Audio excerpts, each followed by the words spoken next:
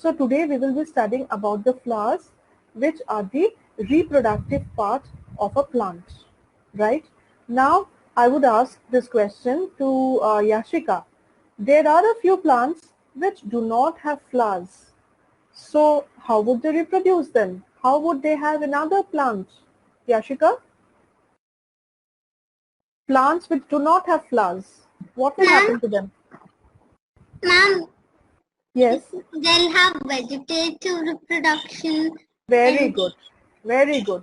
So they would go for vegetative reproduction. What does vegetative reproduction mean?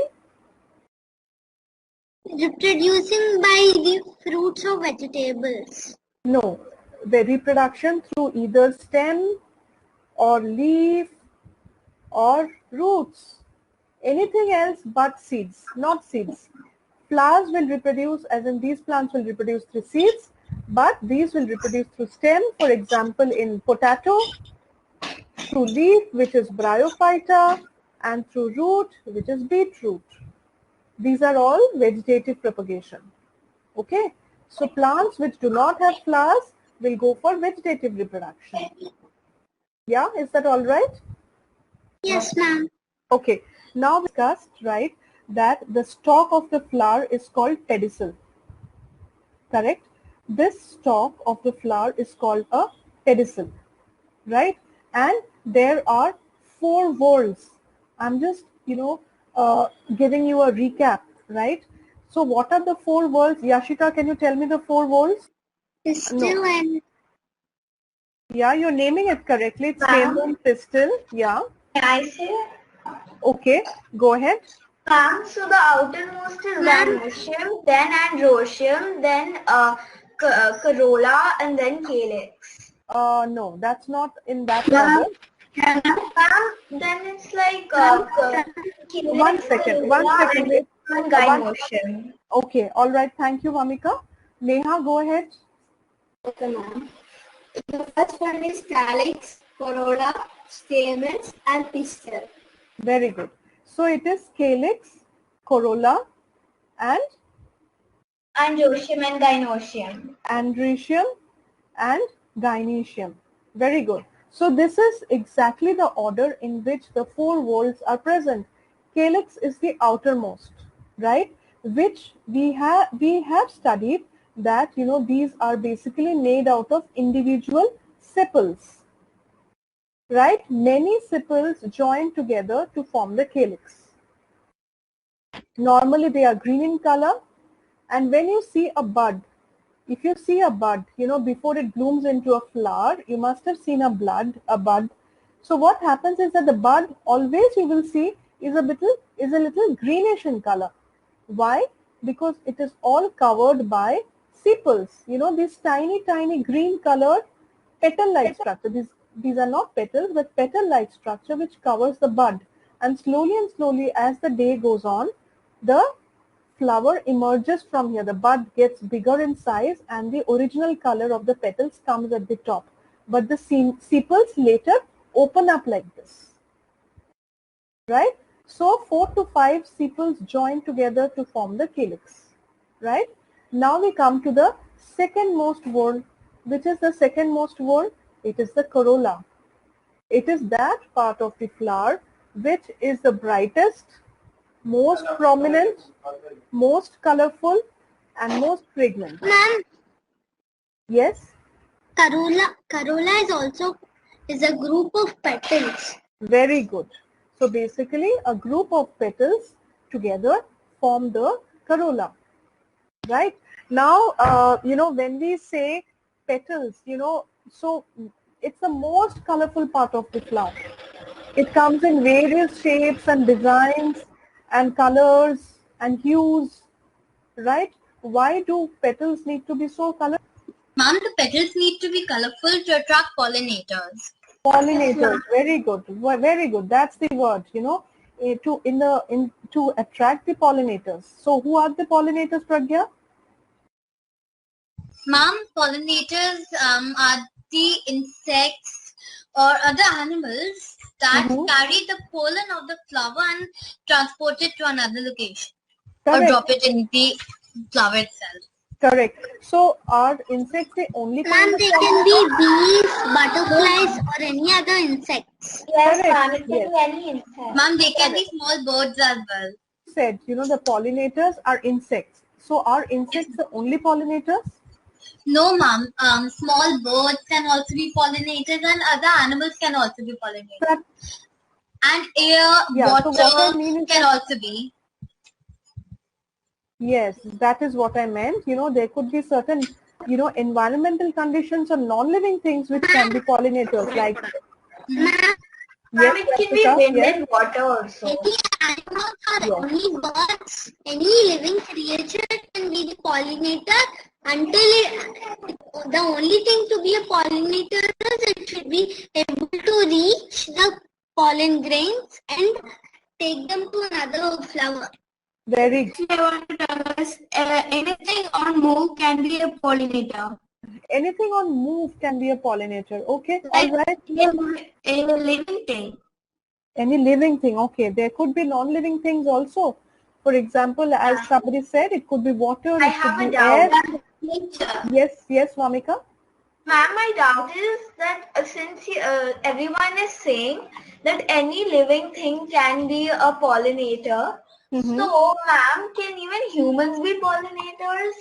Yes, of course. Why not? Can Ma'am, you but how? yourself?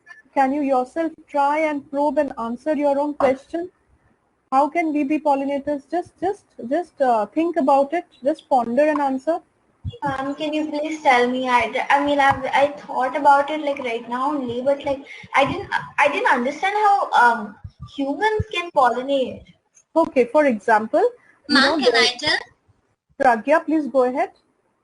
Ma'am, like sometimes we accidentally put our finger in the flower and we can spread the pollen, and like our hair and nails can also accidentally fall in the flower and they can also spread. Correct. So, human beings can also be accidental pollinators. For example, a plant has got several flowers on it, right? You just went in front of a shrub which has got several flowers on it, right? So what would you do is that, and these are all sweet smelling flowers. So what you would do is that you would go closer to the flower and you would take the fragrance. So in that bargain, what happens is that, Yashika, 1 second dear, let me finish it. Yashika, let me finish it dear. So in that bargain, what happens is that there could be chances that certain pollen grains would stick to your nose, to your chin, or even to your fingers. Correct. So after that, what happens is that you go, maybe, you want to smell another flower of the same tree, or maybe it's for some other tree of the same species. Then what happens is that the pollen which got stuck in your nose, your chin, or your fingers accidentally could shift to the stigma of the other flower, of the second flower. So here you are, an accidental pollinator. This is what the birds do. This is what the bumblebees do. And if we couldn't be pollinators, scientists there couldn't have been any black rose at all. Correct. You remember the example of the black rose? Ma'am, what is the example of the black rose? See, initially we never had, it would be best explained when we covered the chapter of pollination, but all right, now that you've asked the question, see, one day I guess, I had shared this experience, this experiment or the activity, where in the world previously there was nothing called black rose, right? There were roses of almost every hue. There was yellow, there was red, there was maroon, there was dark red, there was pink, right? So somebody wanted a black rose, right? So what did the scientists do? There was also something called a blue rose, So what did the scientists do? They took the pollens of pollens from the dark red rose, and they implanted it artificially with the help of a brush on the stigma of a blue rose, right? And then, by some way, some means, this is a technique called hybrid, right? So by this means, dark red and blue, if you mix together, the color is a little blackish blue, or very dark shade of red, almost close to blue, almost close to red, black. Yeah. So that is how, you know, this took several years, but that is how they got black rose. Now, it is not that easy as I said. There is something called a permutation and combination. You know, all your children are just in class 6. It's too, you know, a high-tech a word for you to understand, but I'm just trying to simplify it. You know, if you mix dark red and if you mix blue, there are chances that you would get a black color. There would be chances where you can get a dark red flower with blue patches on it. There could be chances where you would get a blue flower with dark red patches on it. There could be chances where you would directly get only a dark red flower or just directly a blue flower, right? Or you might get a dark red flower with blue stripes on it. These were patches, remember, these are stripes. There could be a case where you could get a blue flower with dark red stripes. There could be a case where you could get a dark red flower with blue dots. And the other way around, you could get a blue flower with dark red dots. So there are so many permutation and combination if you have to mix these two colors of flowers together. So the scientists have to really work hard to derive to the result of getting a black flower, right? So that's why I said it's not as easy as I said. It took the scientists several years and several, you know, numbers of studies, right? There's something called genetics. So, you know, they have to study genetic engines of flower, which is a flowering plant, which has a lot of flowers on it, right? And curiously, you went close by to the flower and you wanted to smell the sweet fragrance of the flower. This is your nose, correct? So this is, you wanted to smell. I'm so sorry, I'm so poor at drawing, but this is how it is. So, you know, by mistake, certain pollen grains touched the tip of your nose, certain pollen grains stuck to your chin, and, you know, you wanted to open the petals and check out where the pollen grains are. So some stuck on the nails of your fingernails also. Now you wanted to check out the fragrance of the other flower also, right? Once you're done with this, you wanted to check if this flower also smells the same. So you again come and smell this flower. So by accident, all the pollen grains that got stuck here in your chin and nose will get transferred to the stigma of this flower. So from the anther of this flower, it got shifted to the stigma of this flower, right? And maybe, you know, in that garden, you go to another plant which has got a different kind of flowers, or no, maybe of the same species, right? You smell that flower also. So maybe, you know, some pollen from here will get transferred to this. So you are an accidental pollinator. Your purpose was not to pollinate, but accidentally you pollinated. That is what happens with bees and insects and birds. Pollen grains get stuck to their feather, their claws, their body. And, you know, when they shift from one flower to the other, they shift the pollen from the anther of one flower to the stigma of the other flower. Yes, Neha?